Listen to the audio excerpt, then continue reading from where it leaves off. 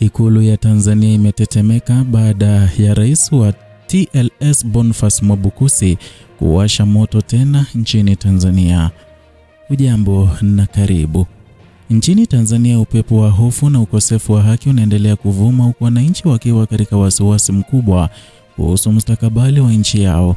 Lakini maneno mazito yaliyotolewa na rais wa chama cha wanasheria Tanganyika TLS Boniface Mwabukusi yamegonga vichwa vya habari na kuibua mjadala mzito kuhusu matumizi mabaya ya mamlaka na ukiukwaji wa misingi wa kikatiba. Kauli yake ya onyo kwa serikali ya Rais Samia Suluhu Hassan imechukuliwa kama sauti ya mwisho ya tahadhari kabla ya hasira za wananchi kuibuka kwa nguvu.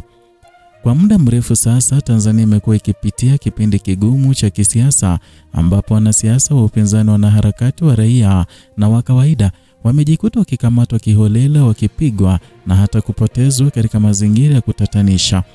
Hali hii imekuwa kama doa jeusi kwenye sura ya taifa iliyokuwa likijivunia amani na umoja.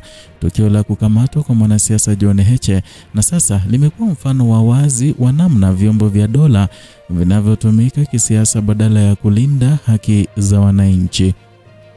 Mwabukusi akiwa kiongozi wa chama cha wanasheria na mtetezi wa haki za binadamu alionya wazi kuwa ofisi ya mashtaka ya taifa DPP na jeshi la polisi zinachezea moto hatari.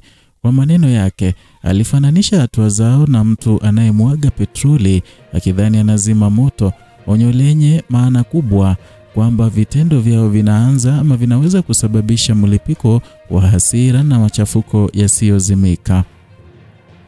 Na katika kipindi hiki ambapo Watanzania wengi wanahisi kukosa sauti, TLS imechukua msimamo wa wazi kwa itasimama upande wa wananchi. Mwabukusi amesisitiza kuwa chama chake kitatoa msaada wa kisheria kwa wote wanaodhulumiwa, wakiwemo familia za vijana waliopoteza maisha au kujeruhiwa katika maandamano.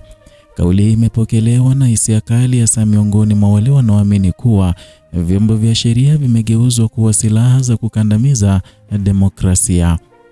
Kwa mujibu wa ripoti mbalimbali za vyombo vya habari vya ndani kama Mwananchi na The Citizen, hali ya kisiasa nchini imekuwa tete zaidi baada ya kuibuka kwa maandamano makubwa katika maeneo ya Mwanza, Mbeya, Arusha na Dar es Salaam.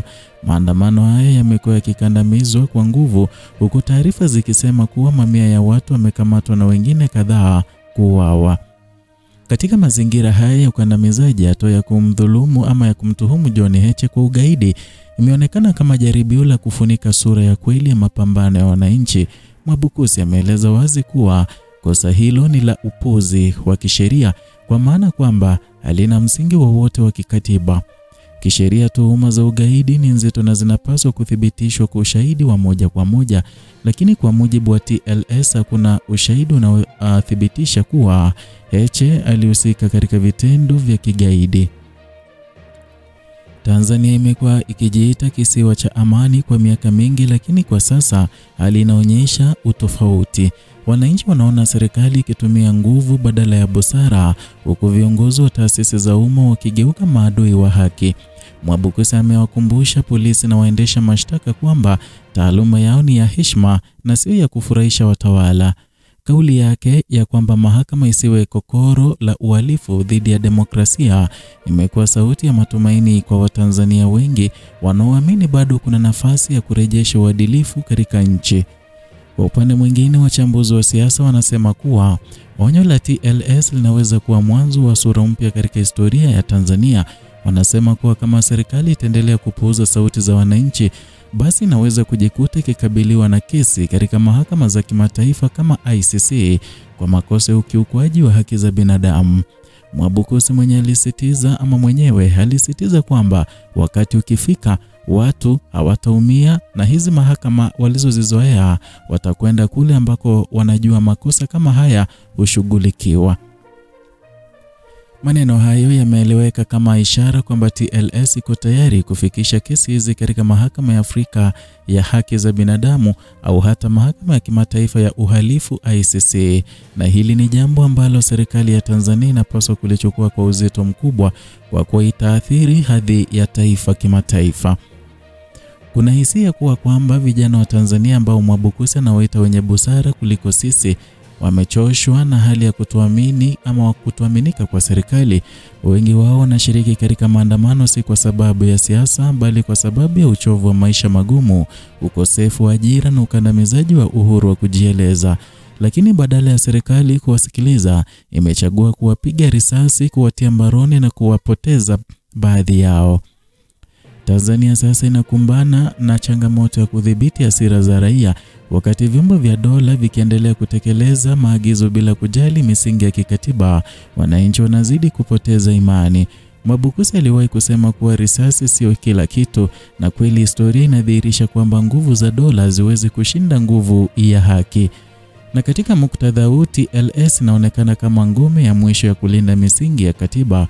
Kupitia tamko lao, wanasheria hawa wameonyesha kwamba bado kuna watu wanaothamini heshima ya sheria kuliko hofu ya mamlaka.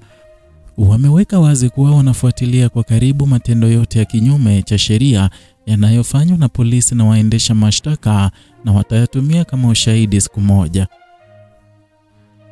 Hali hii imeleta hisia kwamba Tanzania inakaribia kufikia hatua ya kihistoria ambapo wananchi wataanza kuhoji uhalali wa serikali na uaminifu wa taasisi zake. Kwa mara ya kwanza, wananchi wanatambua kwamba sheria ni silaha yao na si adui yao. Kwa mujibu wa wachambuzi wa masuala ya siasa, kauli za Mwabukusi zimekuwa kama kengele ya tahadhari kwa serikali ya Samia Suluhu. Wanaonya kuwa kama serikali haitabadilisha mwenendo wake, basi inaweza kukabiliwa na upinzani wa kimataifa unaoweza kuathiri hata ushirikiano wake wa kiuchumi. Tayari mashirika kama Human Rights Watch na Amnesty International yameanza kufuatilia hali ya nchini Tanzania, huku yakikusanya ushahidi wa ukiukwaji wa haki. Ulimwengu unatazama Tanzania, taifa lililoasiwa kwa misingi ya umoja, haki na amani, sasa linaonekana kupoteza dira. Wito wa Mwabukusi unakuja kama mwangwi wa mwisho wa matumaini, ukikumbusha serikali kwamba kila tendo lina matokeo. Kama alivyoeleza, historia itawakumbuka viongozi kwa maneno yao, bali kwa ukimya wao katika wakati ambao wangeweza kusema. Huu ndio ukweli unaoumiza zaidi. Wakati damu ya vijana wasio na hatia inaendelea kumwagika, wakati familia zinalia kwa upotevu na wapenda wao, serikali inapaswa kusikia kilio hiki na kuchukua hatua. Tanzania ipo katika njia panda. Serikali inaweza kuamua kusikia sauti ya haki au kuendelea na njia ya kimabavu ambapo mwisho wake ni fedheha na upotevu wa heshima ya taifa. Kauli ya Mwabukusi si tishio, bali tu ni onyo lenye hekima kwamba moto wa haki unawashwa, hakuna nguvu inayoweza kuuzima. Wale wanaodharau sauti ya mwananchi ama wananchi leo watakumbana na hukumu ya historia kesho. Na huu ndio wakati wa serikali ya Samia Suluhu kusimama upande wa haki kabla historia ijaandika ukurasa mwingine wa machungu kwa taifa la Tanzania. Hii ni Kenya Scoop, channel yako pendwa ambayo inakuletea uchambuzi wa kina bila kupindisha. Endelea kusubscribe na vile kulike, share stream hii ili tuweze kuwafikia wengi ambao hawajajua kwamba tumerejea na taarifa nyingine. Vile gonga kengele ama guza alama ya kengele ili uwe ukipata notifications kila wakati tunapoweka video mpya.